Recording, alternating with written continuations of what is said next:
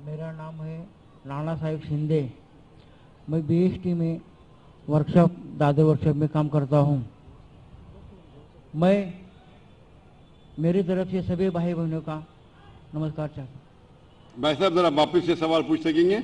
धीरे से और जोर से, थोड़ा ऊंची आवाज में पूछिए।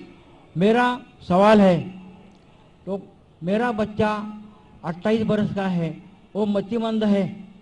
मेरा बच्चा खाली खाना पीना चाहता है, सोना चाहता है, कुछ भी काम करता नहीं। माँ बाप को गुस्से से कुछ भी बोल सकता है, और मैं उसके लिए बहुत इलाज किया, परंतु उसका कोई फायदा नहीं हुआ है मेरे को। इसलिए मैं आपकी अदालत में आया हूँ। आप मेरे सवालों का जवाब दीजिए। मेरा बच्चा कुछ भी काम करता नहीं, खाली गाली देता है, तो मेरा क्या मकसद है? और धन्यवाद। भाई साहब ने सवाल पूछा है कि उसका बच्चा 28 साल का है और कुछ भी काम नहीं करता है, सिर्फ सोते रहता है, गाली देता है, बात नहीं मानता है, तो मैं क्या करूं? आप उनके वालिद हैं, तो आपका फर्ज है कि आप अच्छी से अच्छी तालीम दें उसे। आप ये जिस तरीके से कुरान मजीद में कहा गया है कि आपके बच्चे आपके लिए फितना हैं, आपके लिए एक इम्तिहान है, तो आप अपने इम्तिहान में पूरे तरीके से सफलता पाने की कोशिश कीजिए। आपको आपका धर्म पूरा करना चाहिए। आपका जो काम है, आपका जो फर्ज है पूरा कीजिए।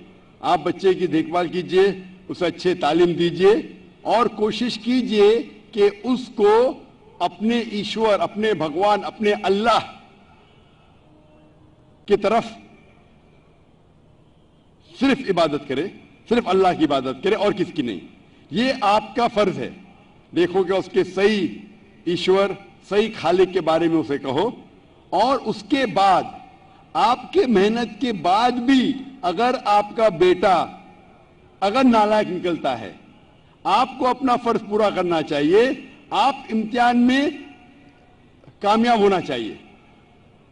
टीचर बच्चे को पढ़ाती है, क्लास में पढ़ाने के बावजूद अगर बच्चा फेल होता है तो इसमें टीचर की गलती नहीं। अगर टीचर बराबर से नहीं पढ़ाती और फिर बच्चा फेल होता है तो गलती है टीचर की। लेकिन अगर टीचर बराबर से पढ़ाता है बच्चों लोग को और उनमें से कुछ बच्चे फेल होते हैं तो गलती है उस तालिबे इल्म की, टीचर की नहीं।